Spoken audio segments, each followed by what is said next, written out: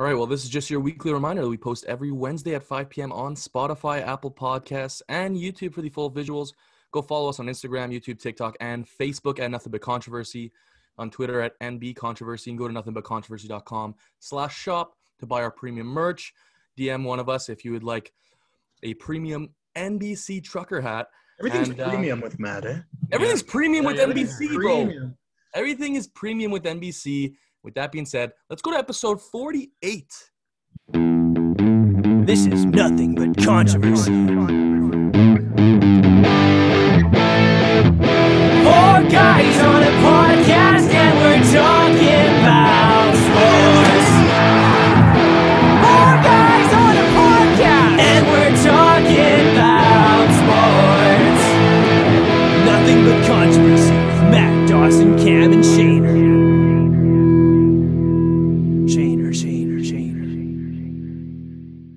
Well, what's up, guys? Hey. And welcome to episode 48 of the Nothing But Controversy podcast. We're just going to get it out of the way now. The Saints lost to the Eagles. That they did.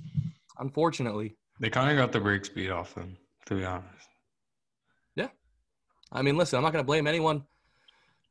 But the Saints, I mean, they've been brutal with injuries. And they don't understand how to play football right now. It's just terrible. It's hard to watch. It's hard being a Saints fan. And the worst part is I have to wear this hat. I'm not even mad because I actually like the Eagles logo. It's just the fact that Cam looks 1,000 times better in this hat than I do. So it's just bringing shame to me even more. It's ridiculous. But yeah, we're officially 79 days away from the Super Bowl. So that's something. But yeah, let's go into the schedule. We're going to go into our question of the week, our bold prediction of the week, and the game of the week, the top three that we always do. Then we're bringing back one of everyone's favorite segments, Crazy Rates. And then we're going into Think Fast, then a nice freaking top five, and then our lock of the week in terms of betting. So with that being said, Dawson, that hoodie is fantastic. Let's go into the question of the week.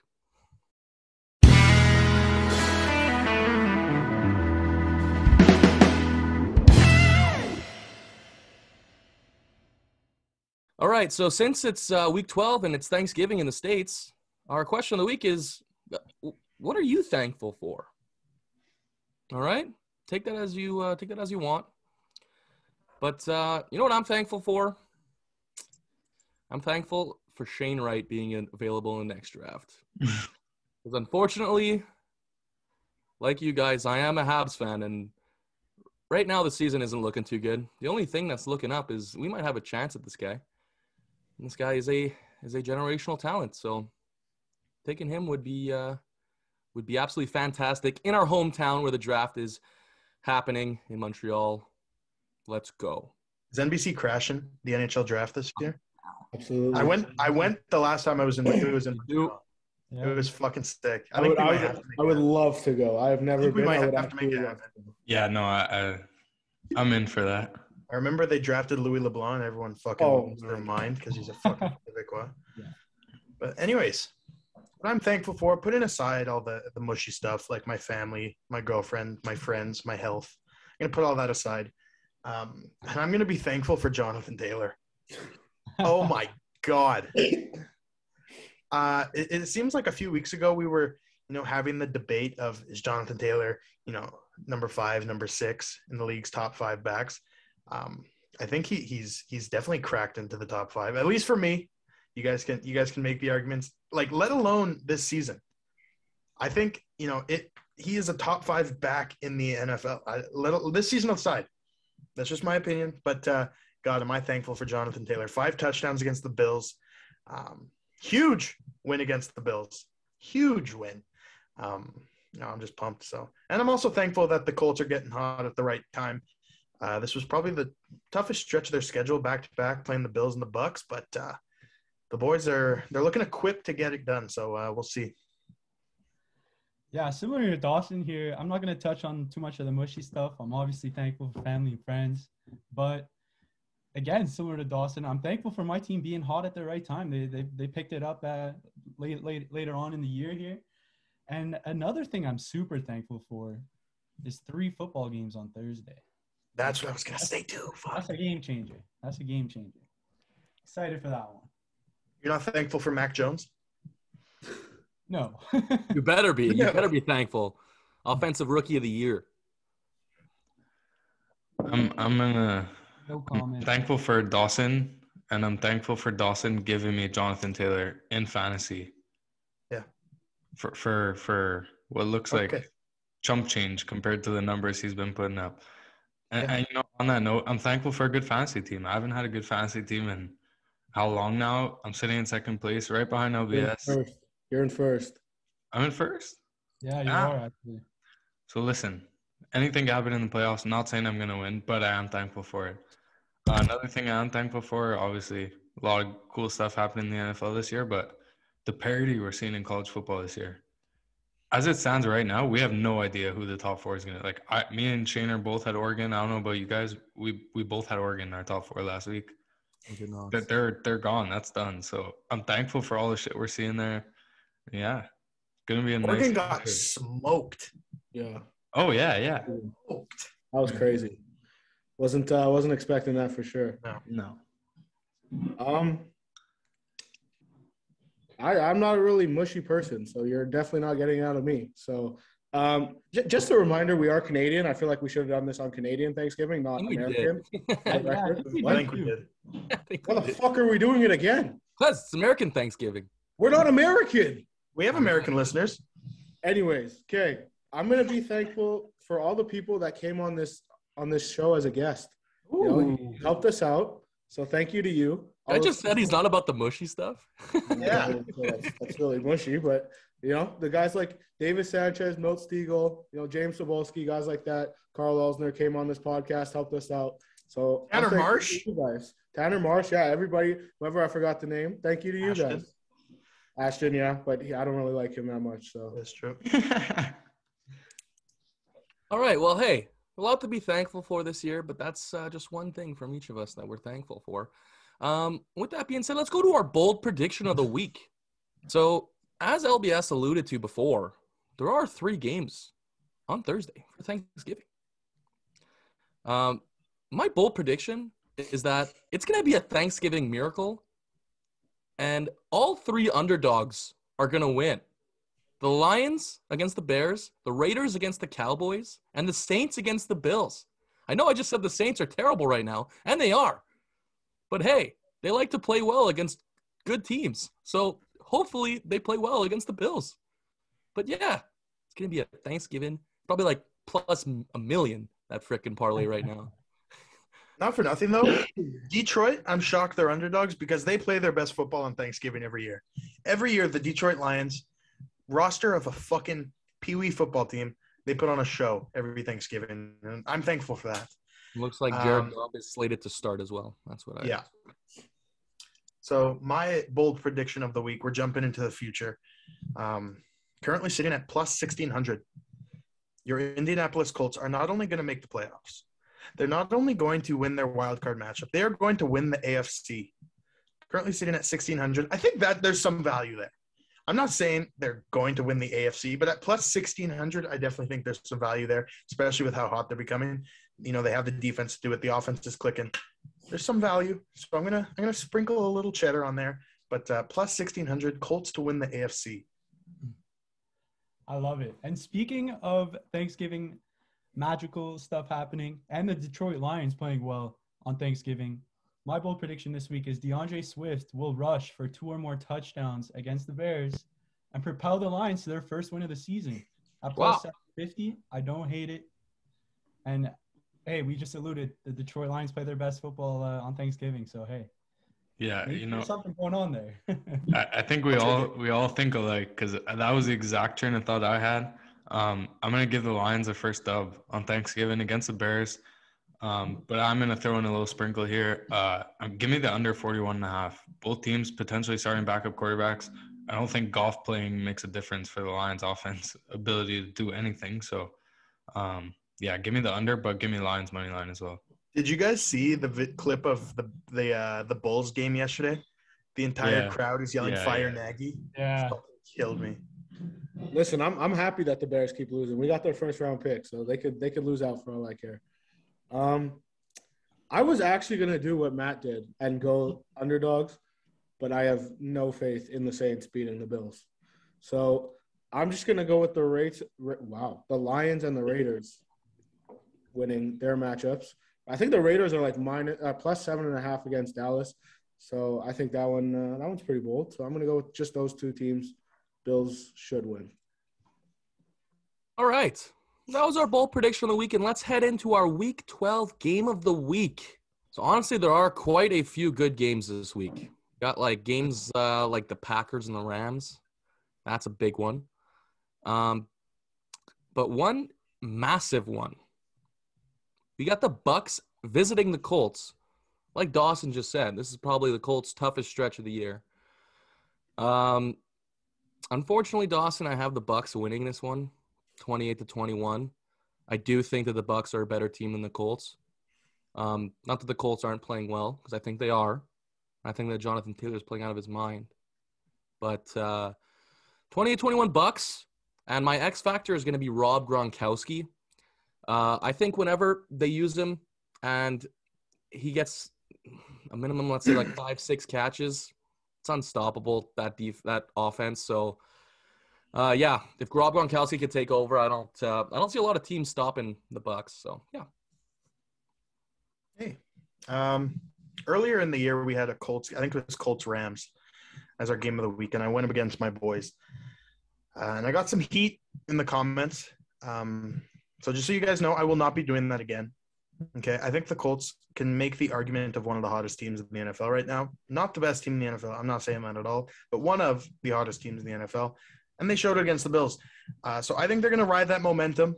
I think they're going to, hold the fort down at Lucas Oil, and they're going to win 28-24 against the Tampa Bay Buccaneers. My X factor in this game is the Colts pass rush. Kwity Paye was a ghost, the first 6-7 weeks of the year. But, the last few weeks he's had like 2 or 3 strip sacks, like a couple sacks on top of that, partner that with 2 great defensive tackles in DeForest Buckner and Grover Stewart. They have to be in Brady's face all day, because if they're not, the Colts secondary can't hang with, Chris Godwin, Mike Evans. I think AB is coming back this week, if I'm not mistaken. I don't see them being able to hang with that. But, if DeForest Buckner and Grover Stewart are in his face all day, Darius Leonard back there, Bobby Okereke, Kenny Moore, they're going to hold it down back there. So 28-24 Colts, X factor, Colts pass rush. I love it. I really like what the Colts are doing right now, but I'm going to have to fade them, I think. If there's a defense that can slow down JT right now, I think it's that Bucs run defense. So I'm going to go Bucs 27, Colts 24. I still think it's going to be a close game. My X factor, though, is it's a little cliche. It's a little, whatever, but it's going to be time of possession, similar to what I had mentioned during the Pats and the Browns game. If the Colts can keep that Bucs offense off the field and put together long drives and score at the end of those drives, I do see an outcome where, the Colts could win this game. But, that's easier said than done. And I think that Bucs D is legit. And I'd also like to see the Colts, try and air it out on the Bucs. I know their secondary is a little beat up, so we'll see. But I'm gonna ride with the Bucs here. He just wants his Michael Pittman fantasy points. That's all he wants. I do. Yeah, LBS, we're thinking very similar today. I'm gonna go 27-23 Bucs. Really close to all of the scores, I think, actually. But listen, it's gonna be a tight game. I think. Let me go on record and say. I know Shaner said the same thing last week too. It was a low-scoring game in Kansas City. It was cold. I think playing in a dome favors the Bucs this week, just a little bit. But my X factor is going to be JT. He's the X factor of all X factors. He goes over that combined yardage total that's on all the betting apps, right around, it's usually around 100, 105, sometimes 110. He goes over that, then yeah, the Colts are able to bleed the clock a little bit, keep Brady off the field. However, like you said, LBS, the Bucs defense, that front seven is going to do all they can, and they've done it all year. You saw what they did to Saquon last night. So we'll see what happens there. I do think the Bucs receivers have a legitimate chance to run wild on the Colts secondary. So I don't know. Lines anything over 52.5 don't go under, but might not be too high scoring. I'm going with a very close game, as close as it could get. I'm riding the Colts, though. I'm going to Colts 24-23 here at home. My X factor being the Bucs run defense. You guys kind of touched on the Bucs run defense last night and how they made Saquon look like he wasn't doing well. But on 13 rushes for the whole team, the Giants averaged 5 yards a carry. JT this Sunday averaged almost 6. If they can't stop JT, there's not a chance that they can, have the time. Because what the Colts are going to do is they're going to give the ball to JT. We've all seen it. It's what they've been doing all year. They're going to run that clock down and make sure Brady doesn't have that ball in his hands. So if they can't stop that run, then the time's going to be limited for Brady to have the ball in his hands. It's going to be limited for him to create a comeback. And I don't know. Who knows? Maybe an extra point's the difference in this game. One thing before we go here, I do think Frank Reich needs to be aware of the situation and not be too jumpy on fourth downs. And I know he comes from the Doug Peterson offense where they use the books, but they look at the analytics all the time. But he's got to be mindful of where he is on the field. Take the points when you can. Yeah, Bucs defense is legit. So fun fact though, yesterday or Sunday, it was the first game and they highlighted it a bunch that, Marcus Brady and Frank Reich were actually kind of splitting play calling duties. And you saw it in the offense. Like they really favored the run, which is something that obviously Marcus Brady wanted to do a lot. So, and it paid off. They put up 40 plus against the Bills defense. So hoping that, Marcus Brady can get more involved in the play calling, and I'm hopeful. I'm hopeful, boys. Yeah, they're going to have two play callers and a heavy run offense, just like the 2021 Bantam Western Patriots. Nah. Big Q did get banged up at the end of He's been banged up all year, though. Like, Yeah, you should see his ankle. He's basically a robot at this point. Yeah, There's yeah. I was gonna plastic, say, there's he was metal. There's wearing a weird brace there. yeah. Okay, well, that was our game of the week for Week 12, the Bucs visiting the Colts. And now we're going to go into our next segment, a segment we have not done in quite a while, a segment we like to call Crazy Rates. So for those who don't know what Crazy Rates is, basically what it is we pick something that we think is either overrated or underrated. And pretty much just explain why. So I'm not doing any food or anything. I'm doing a sports one today, okay? We're going to hockey, and we're going to my start of season Vezina Trophy pick. Can't believe I'm defending a Toronto Maple Leaf, but Jack Campbell is incredibly underrated. It's ridiculous what he's doing right now. Just to put things in perspective, he's seventh. Yeah, Jesus. He's seventh in shots against, okay? Seventh in the league, shots against, with 444 shots against. Among starting goalies, he's first in goals against average, first in save percentage, second in total wins with 10, only behind Fredrik Anderson, who plays for the best team in hockey right now. And he's second in shutouts with 3. So, to me, right now, it's a 3-headed race for the Vezina between Fredrik Anderson, Markstrom, and Jack Campbell. And right now, if the season ended today, my pick would be Jack Campbell. All right? So, incredibly underrated, of elite goaltender right now. And he pretty much has been since he started playing for the Leafs. He hasn't really looked that bad. He's looked fantastic. So, he's underrated. And I think people are going to start to see he's going to become a serious Vezina Trophy candidate. I'm going to go with an overrated here. And I'm not saying this because the Colts played them last week. I've been thinking this all year just because of their strength of schedule and the offensive they've played. But overrated, the Bills defense. I think they're posers. I think, there's, like I said, their strength of schedule, the offenses they faced in the first, 5 or 6 or 7 weeks of the season really inflated their defensive statistics. They were a horrible defense last year. They were not a good defense last year. If they had a good defense last year, they would have been Super Bowl champions. I'm convinced, the way Josh Allen was playing. And yes, they made improvements, but not much really changed there. Obviously, second-year players, like the young guys like Tremaine Edmonds and all that, improvement obviously factors into that. But the defense didn't change enough for them to suddenly be, the top 5 defense in the NFL. I didn't buy it from the beginning of the year. I especially don't buy it now. At the end, after seeing what they did against the Colts, they did not look good whatsoever. In the first half, the Colts scored on every single possession. So yeah, overrated for me, that Bills defense. Boys, I'm gonna tie this one back to the last couple of weeks and stir up a little controversy here. I'm going with a grossly overrated item, and that is candy. Oh man. No, I think they all taste the same, relatively the same. They're all unhealthy, and I've just never actually had a real craving for, whatever fucking candies you guys, you know. And I'm leaving chocolate out of this one because it's far better than all the candy that was ever fucking mentioned on the pod. I feel that. There's some jars of candy where it's like 1,000 different types of candy. You have like worms and fucking get gummy salamanders and fucking shit like that, and they all taste the exact fucking same. Yeah. They taste good, but like they all taste the exact same. They just taste like sugar. There's no, I don't know. It's grossly overrated. That's all it is.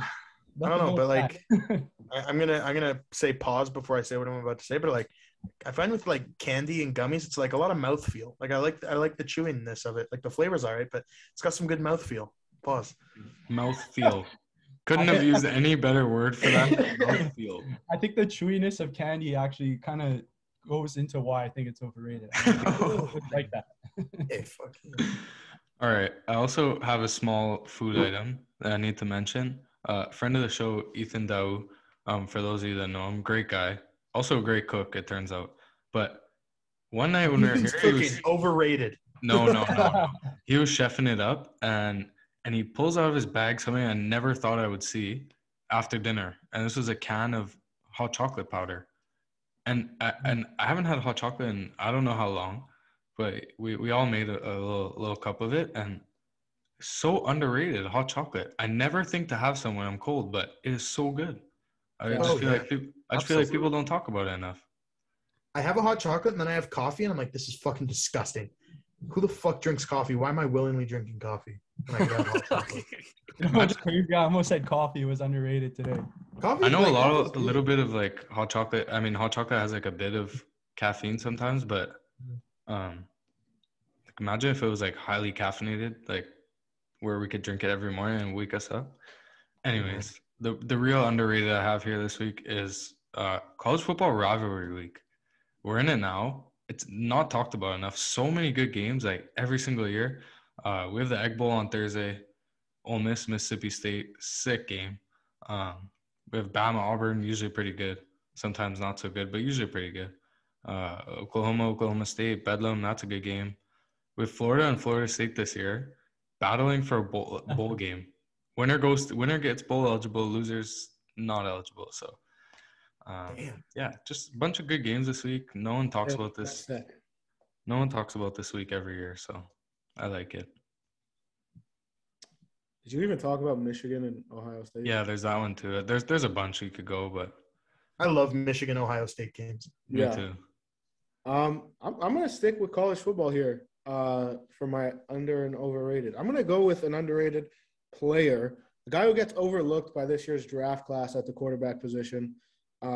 Guys like Matt Corral, Malik Willis, Carson Strong, guys like this get mentioned ahead of him. Kenny Pickett right now in Pitt is balling out. It's ridiculous that I didn't even know these stats until I kind of looked them up. Right now he's 5th in the country in passing yards. He's tied for 4th with C.J. Stroud in touchdowns, and his QBR is actually 8th in the nation. Guy that no one's really talking about. And I'm going to go on record here, kind of, I guess you can add it to a bold prediction, kind of. Kenny Pickett's going to be the first quarterback taken in this year's draft. Interesting. The only reason I would disagree with that is because of the athleticism that some of the other guys have. That being said, though, Carson Strong has the athletic ability of my late grandmother, but nonetheless. Listen, it's just the way that he's playing. We've kind of seen over the years that a guy who kind of flies under the radar gets drafted high because the scouts have been watching him. Guys like, Trey Lance in a small school. Same thing with Carson Wentz. No one really heard about him until kind of draft time. Daniel Jones, too, went early. No one was really talking about him. So I think he's kind of going to be subject to that. And he's going to be one of those quarterbacks that flies under the radar until all those mock drafts start flying around. And he's going to be the first quarterback taken. You think it's Can't gonna be wait to do taken our by- NBC mock draft again. Oh man, I cannot wait. it's gonna be dope. Yeah. All right. Well, that was crazy rates. Let's go into one of everyone's favorite segments. Think Fast. All right. So last time we did Think Fast Host Edition, and I'm here to say, I think that was fun. So I think we're gonna do a couple more of these. All right. There we go. Oh my goodness. So if you want to roast someone, now's the time. Basically, how it's gonna work is I'm gonna ask a question. These four gentlemen are gonna have less than 10 seconds to decide what host they think best is involved in that situation, I guess. And you can't pick yourself. All right. So first one, you're the owner of a team, of a sports franchise. Yep. What NBC host would you choose to be your general manager? Oh, this one's lock. He's laughing because he knows it's him. Oh, that's sweet. You should put yourself though. I'm not allowed. All right, so we got everyone saying Shaner, but Shaner couldn't say himself, so he said Cam. Shaner, myself, and Shaner have a big time commitment to NHL, and we have this team called the Saskatoon Sniper Room, and we've gone probably over 70 to 80 seasons with with that team. And I could just tell you that there's no one better at improving a roster when you're in the dumps financially than Shane or O'Donnell. So, Not for nothing, though. I've been rocking some Madden franchises. My team's kind of gross. It's kind of gross. I'm putting aside Shaner's sports knowledge, and Shaner's just for the people, you know. So I think you'd be a GM that the fans would absolutely love. Yeah. There's nothing else to say here. Shaner's the guy for this. Absolutely dedicated, nonstop. No shit, more shit about all of us in any sport. Yeah, that's my guy for sure. For Yeah. sure. Like, if we're talking hockey here, Shane would be like, oh, by the way, there's this kid in Finland. He's 7, but we're going to draft him. Yeah, literally. Obviously, I couldn't say myself, but I went with Cam based on the conversations that we've had a lot of the time, just like based on like the football knowledge. Obviously, I know we all have high football knowledge, but Cam's the kind of the guy I've had the most in-depth conversations with. So yeah, well, that's why I chose him. All right. Well, I'm not listen. taking Kenny Pickett first. Let's just put it that way. Well, listen. Same question, but now that you've picked the general manager, who's going to be your head coach?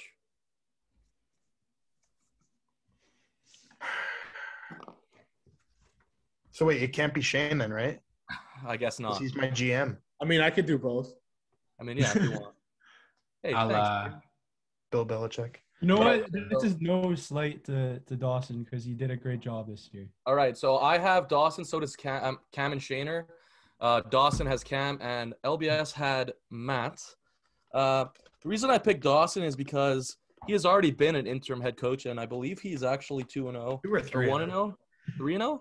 I'm like 3. I'm 3-0 with 2 forfeits and 1 actual win. A win's a win. A win is a win. A win's a win, but you did put up like 40, 45 points in that game, didn't you? 48. We put up 48. 48 points in that game, man.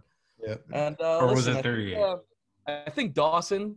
Not this is not even a slight to everyone else, but I think Dawson would be the most willing to like listen to his assistant coaches and stuff. You know, I mean, I already kind of like whenever I want to like put an idea. I mean, I'm the special teams coordinator for our team, but I'm also the receivers coach, so I kind of have a say a little bit in the offense. So whenever like Cam and Dawson might be stuck or something, or if I just have an idea, they always fucking let it happen. So, hey, another thing I'm thankful for: great offensive coordinators.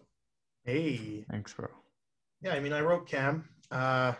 I work with Cam on the offense all the time. He knows, his football knowledge is off the charts. Shane's my GM, so he can't be my head coach. And, he's good with kids. I mean, oh no, this is owning a franchise, but he's good with people. And not that we're not all good with people, but I just wrote Cam's name down. Yeah, I didn't really go into that much depth when it came to thinking about this one. But if I want a head coach, if I'm picking my head coach, I need a motivator. I need one that's gonna fire my guys up. You know, Let's go. I think Matty Ice is the guy for that job. Fuck yeah, respect. Yeah, that's where I was torn here because Matt is definitely the ultimate hype guy, and no one gets through to the team like Matt. But we've seen we've all been a part of very extremely tense situations, and the most calm person always seems to be Dawson. So for that reason, and you have been an interim HC. We had fun together that day. Yep. Yeah, your ability to deliberate. I am calm under pressure, but also in the championship game, I think I went to Cam and Liam 5 times and I'm gonna throw up. I'm Yeah. gonna throw up. But That's another I was reason why I sitting put Dawson, down. though. I feel like if the ref made a bad call, like the 4 of us that aren't Dawson would fucking lose our minds. Yeah. Dawson would just be like, "Are you you wouldn't even be upset. Like you'd just be like, let's move on." You know Yeah. what Dawson loves to do though, as that guy? Like give little chippy answers late. Yeah. Like when everyone's done talking, Dawson's like, "That's horseshit." And bro, the call happened 10 minutes ago. Like get over it, bro. All right. Well, let's move on. Okay. What's up? Oh, you didn't go? No. All right, go. All right. I kind of tied this one into the last question, and having Cam as my GM, I've seen Cam and Dawson work a lot together over the past 5 years. So they're comfortable with each other. They're comfortable working with each other. And Dawson's the guy that's kind of played at the highest level over all of us for the longest. So he's been in the trenches with the boys. So he knows how to get across to them. So I'm going with the lethal duo of Dawson and Cam to lead my team. Interesting. Okay, so listen. So you're the president. I didn't really mention this, but let's say you're the president of an expansion team, right? Mm-hmm. Throw away whoever you picked as GM or head coach. That doesn't matter anymore. Which NBC host would you want designing your uniforms? Oh.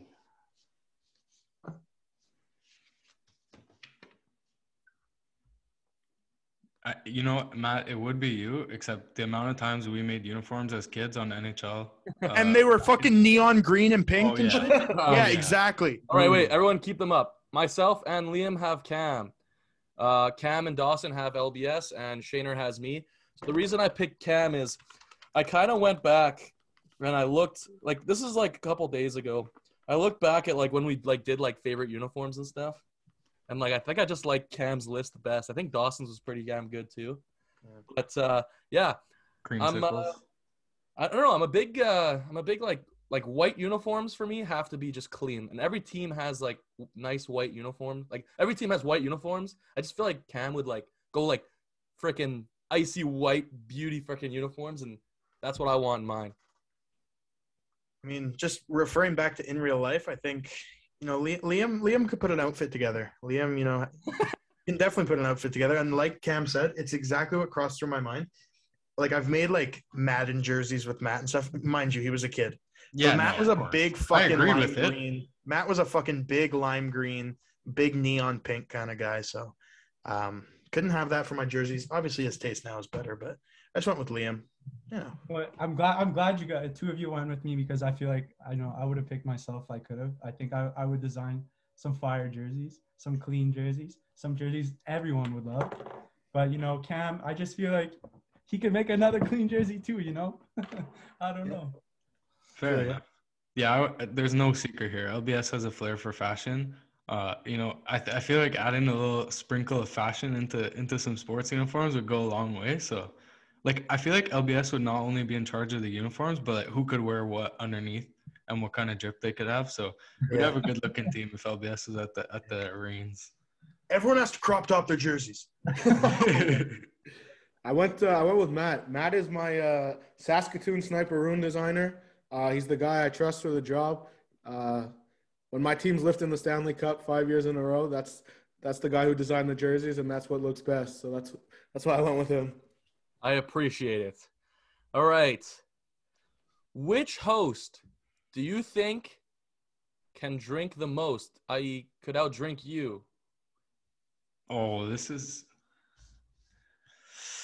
If anyone has Dawson, I'll be pretty disappointed. If anyone has me, I'd be shocked. 3, 2, 1. I have Shaner. So does LBS and Dawson. Cam and Shaner have myself. So listen, it's not even a diss, because I think all of us can actually decently handle our alcohol. I know Cam said Dawson can't. Dawson can handle Dawson is the funniest drunk person in this world. Oh, he's the best, but I'm just saying in terms of volume, there's not it doesn't take you as much. No, That's right. That's fair enough. But like, yeah, the question was who can outdrink you, and I think the only person who's definitely got a shot at outdrinking me is Shaner. I think we're about on the same level. He might be a little bit more, but yeah, I feel like LBS is one of the biggest lightweight big guys I've ever seen in my life. I feel like LBS can have 5 beers. LBS gets drunk fast, but then he could coast. Yeah, But then he the whole coasts. Yeah. Yeah. Yeah. I have Shaner. I mean, it would have been Matt had, the last 2 times I drank with Matt had to, not the last time, but time before that, That's true. Matt had to make a very early exit. I think Shane is just a lot more of a trooper. He'll fucking puke and rally. So, and that's why I had to go Shaner. Yeah, when I puke, my night's over. It's done. Rally, baby. That's why I went with Shaner, because Yeah. I've seen Matt get pretty fucked up a couple times. sorry to put it that way. Fine. And leave early and whatever. But Shaner, I don't think I've ever seen him get like sloppy or ridiculous. I've seen him get pretty drunk. I've never seen him, not that I can remember anyways, get too You're probably fucked up too. well, you know what? Yeah. You know what? I'll take it. I guess I'll take it. Listen, If nobody knows, did it really happen? No. facts. I actually went with Matt here. Just first of all, I haven't seen you boys go head to head in a minute. It's been a while since you boys have gone head to head, but I'm gonna go with Matt here just because the most recent drinking experience we had, Matt was the last man standing out of all of us. And when I left, which was pretty late, Matt still had a drink in his hand. So you're the guy here. You're that dude. Used to be a big last man standing guy. Now I am not. Now I'm like, you know what? If my night's over, I'm done. I'm going to bed. Yeah. But I can Awesome definitely too. still do it. I can do it. I just don't feel like it. that was me this last time. I was fucking I had a ride home. I was fucking taking it. I can't really put myself, obviously. I think I could beat Matt, but not by much. So that's why I went with Matt. I think it'd probably be like 1 or 2 beers or something. Hard alcohol, I think Matt might be able to beat me though, to be honest. I'm not a big hard alcohol guy. That shit's like I don't have like a hard alcohol drink that's just not sweet. And I don't like sweet drinks. So that's why if it was hard alcohol, I think Matt would win. Beer, I'd say I'd win. Yeah, I think that's a good way of Fair describing points it. all around. Yep. All right, 2 more of these, okay? First one, which host would you be least surprised if they were $10,000 in the dumps from betting right now and you just didn't know it? Oh, didn't know it? I feel like I would know it, but Fuck the rule. Fuck the rule. All right. So all of us have LBS except for Shaner, who put himself, even though that's against the rules. But LBS also put himself. True. Yeah, it's true. Actually, LBS put himself. I've never seen someone say, I'm done with betting, and then re-download their app like the next day as many times as I've seen Liam. I Like feel not even Liam- 24 hours. He goes like a good 10, 12 hours. He's downloading it. all I need is a good night rest, and I'm ready to bet again. Like, I'm gonna be honest. If like, I don't think any of us would be $10,000 in the dumps, because that's kind of a lot. But I wouldn't be surprised if Liam right now was quite I a don't few think- G's down. Bro, I don't we've think had I'm that nights. deep in the dumps, to be honest. We've had nights where we've lost like 5 parlays. LBS deletes the app, and then 5 minutes later, me and Dawson are like, "All right, we're riding again." And then LBS re-downloads the app and hops in with us. Yeah, I have Liam because I think he's like the sneakiest better of us all. Like whenever I bet, I let you guys know. Like I'm like, okay, I'm riding this, whatever. But like Liam, he'll be like, oh yeah, I sprinkled 100 on that. I sprinkled a 50 on that. I sprinkled the, like without even telling us. Like, and so that's why I have him. He's just a sneaky guy. yeah, pretty much the same thing. I do that too, and this is just like a PSA for everyone. I will not hop on a bet with anyone anymore. Just doesn't work for me unless we have the absolute lock of the century. Parlays never seem to work with anyone. But yeah, LBS has a healthy, maybe not healthy, but we'll put it stable relationship with betting. Well, in that case, I just want to let you guys know it's been a while since I placed a bet. I can't lie. I haven't placed a bet in a few weeks. Yeah, same. I lost a brutal same game parlay last night. Showed LBS. It wasn't a big wager, but I was a Leonard Fournette touchdown away from hitting. Damn. I'm literally placing a bet right now for being. What are we riding? I haven't decided yet. Oh, okay. Trying to figure it out. But, All right, so yeah. last one here. Let's say You got Shane off again. you just said I'm placing a bet here. I'm done. Okay, go. No, you didn't. No, it's fine. It's the What moment's did you have over. to say? What did you have to It's say? The fine. moment's passed. The moment's passed. Okay. RIP headphone users. This is the last one here. Which host would you prefer to fight in the UFC? If you're in like a MMA fight, who would you want to fight? Oh, who would I want to fight? Yeah. Oh. Not okay, like take it as you want. Like I'm saying like who do I think would I beat in a fight, you know? Like, I'm gonna go with who I think would have the best chance in a ring, not with myself, because I don't think I could take any of you guys, to be honest. Yeah, I'd beat the shit out of him. Yeah, okay. That's one guy I could beat the shit out of, but I was trying to spare you. But I feel Okay. like we had one similar to this last time, no? Oh, respect, Cam. Sorry, buddy. all right, so I have Cam, so does Shaner. Cam and Dawson have Shaner, and LBS has all of us. Personally, I think it's just the weight discrepancy. I think our weight classes are quite different, Cam. So I'm sneaky, bro.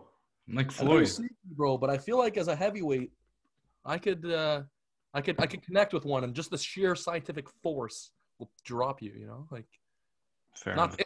if I could get like land a nice one, I think I could drop you. The same thing applies as the question from last week or 2 weeks ago about the one-on-one. Who could I cross up? I have Shane because I'm just targeting injuries. I know he has a fucking bad hip. I'm fucking targeting that hip all day. Fucking kicks to the hip. You know, little Fucked up. takedowns. I'm targeting his hip. So that was the question from 2 weeks ago, and that's why I put the same answer again. I said I could cross all of you out. I could fight all of you. Fuck it. I feel like LBS is low-key a psychopath. Yo, he scares me. He'd be my last pick.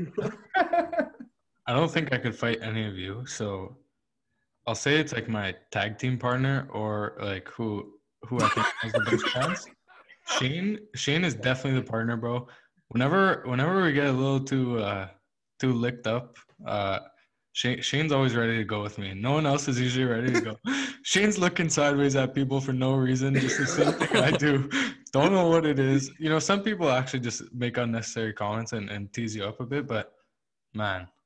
No. Cam, you make the unnecessary comments. Nah, The other people that tease them up. No way. Bro, No you way. killed me outside of Pines, like, what was it, last week or 2 weeks ago, when that guy and his girlfriend just broke up or some shit, and you were chirping the shit out of him, bro. Listen, I don't stand for that was just being disrespectful.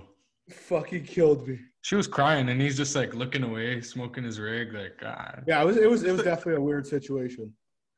I chose. Can I talk, or do you want to move on to the next segment? I chose Cam here because the weight class. I'm definitely a lot bigger than Cam, so that's literally the only reason. Sorry, buddy. I would pay to see a those boxing pool match. fights. Don't think about those pool fights from last summer. I'm pretty sure I'm 3-0 against you. True. Oh no, I won one. I'd pay to see a boxing match between Cam and Shaner. Let's go Christmas date. All right, yeah. Jake Okay. Paul tired himself out with a week before. That would be the sickest video ever. We all fucking box each other. Oh man, that would be ugly. Oh yeah. The only thing about me is I bleed easily, so I would cut super quick, and then I probably wouldn't be able to see anything. Oh, I don't bleed at all. You know, I've never had a nosebleed in my life. That's crazy. Yeah. I fucking hate you. Not once in my life. That's crazy. All right. Well, that was Think Fast. So now we're going to head into everyone's favorite segment, and it's going to be a freaking doozy. That's Top 5.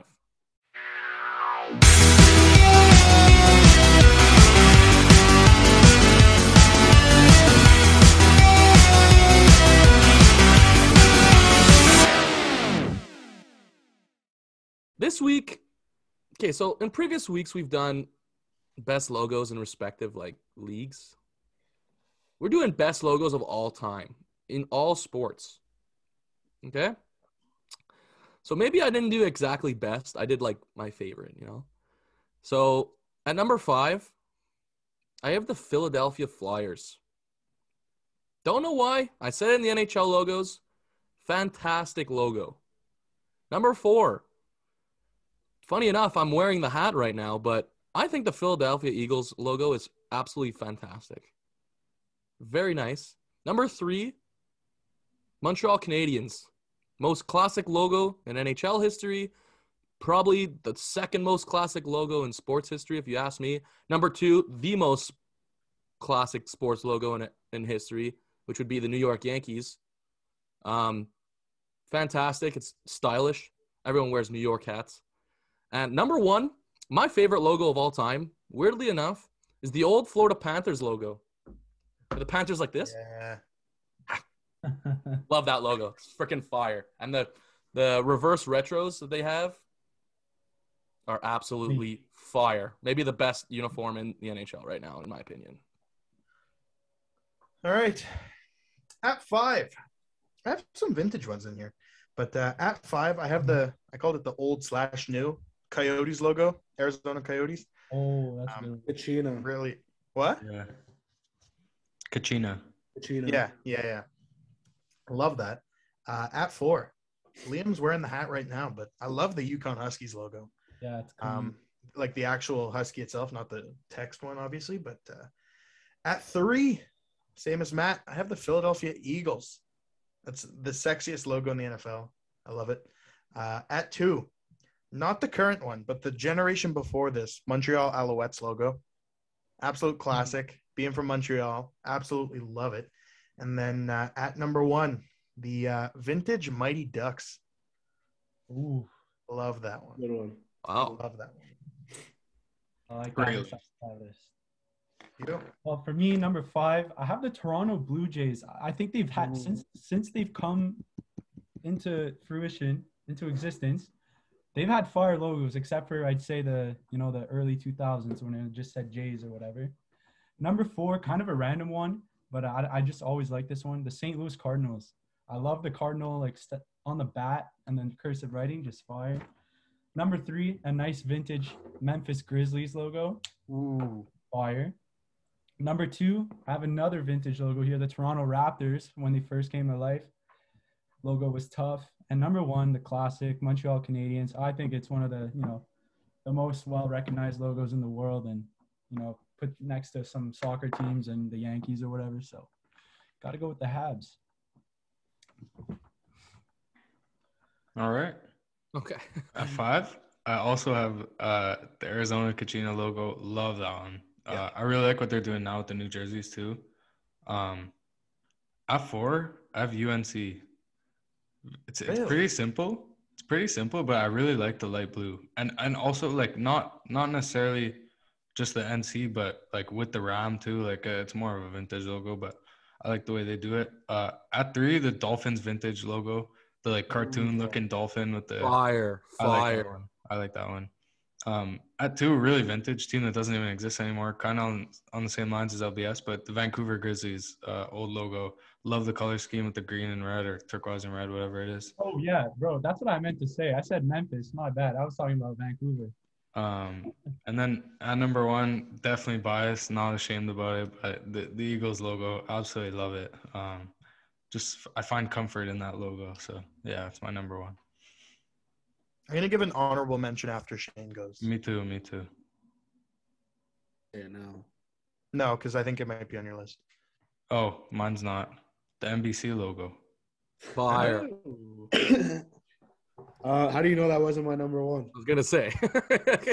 All of mine are actually throwback logos, except for one of them for sure, too. I guess you could say it's not a throwback. But number 5, the old Toronto Blue Jays in 2003. This one. Yes. Yeah. I like this one. I think they should bring it back. That one's fire. Number 4, I don't know why I hate this team. I know I hate this team, but I don't know why it's on my list. But the logo is really fire, to be honest. The old Patriots logo, where it's like the guy snapping the ball. Yeah. Always liked that one ever since I was a kid. I'm expecting a big text there from Craig Campbell after that one. Number 3, I have the Florida Gators logo. I've Fire. always liked it since I was. That was my honorable mention. Yeah. Honestly, one of the reasons that I like the Gators. Number 2, the original Raptors one. It's got to be the purple one. The purple one was sick. They kind of changed it after to like the red one, but the purple one was better for me. Number 1, the Kachina jerseys. So I guess you could call those throwback. You can also call them now, but the Kachina is number 1 for me. Also, I don't know if I'm just a fan of birds, but or cardinals to be specific, but both Louisville and Arizona, their cardinal logos are dope. I like those two. Like you just can't go wrong with like a bird logo. It's like I find like a lot of them are really good. Yeah, I like the Seahawks too. The Seahawks is nice. I almost snuck in the Orioles. I love that little like cartoon bird. Yeah. I don't know what it is. Mm-hmm. I want to give actually an honorable mention in the NFL. I really like the Carolina Panthers logo as well. I don't even just a Panther guy, but yeah. I think yeah. Kraken had the chance to make the greatest like logo in sports right now and dropped the ball. Fumbled the bag. Yeah, big time. I kind of like it. No, but I think they could have had the best logo in sports if they used like an octopus or something. It would have been fire. I agree. Or like a Kraken. Yeah, so we're going to go into our lock of the week in terms of betting.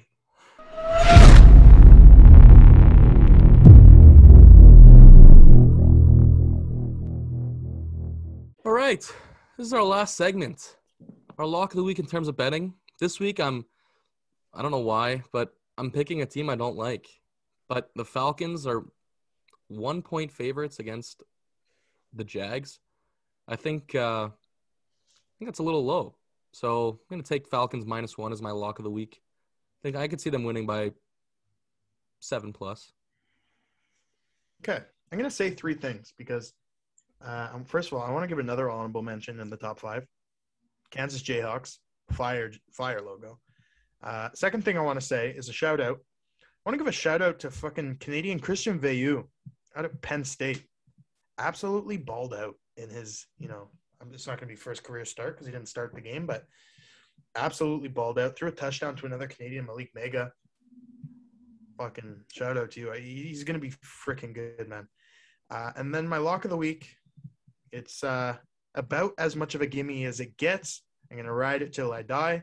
Jonathan Taylor, anytime touchdown score. You could probably lock that in at fucking -10,000. And yeah, Jonathan Taylor, anytime touchdown score. Yeah, I'm gonna roll with the New England Patriots again this week. I think they're gonna cover the 6.5-point spread against Tennessee. The Titans have looked pretty well, or looked god awful last week, I think, and the Pats have been on a They're tear. 6.5. Yeah. I also, this game does have some playoff implications leading, like, probably further down the road. So with that being said, I like the Pats to cover the 6.5-point spread. I've never cheered for the Patriots more in my life than this week. Oh. A big Pats dub against the Titans. Need it. I'm surprised we haven't mentioned this yet today, but the CFL playoffs are finally upon us. The Alouettes, no words properly describe their performance against Ottawa last week. However, they're going to Hamilton this week. Pat Levels yesterday all but guaranteed us a win.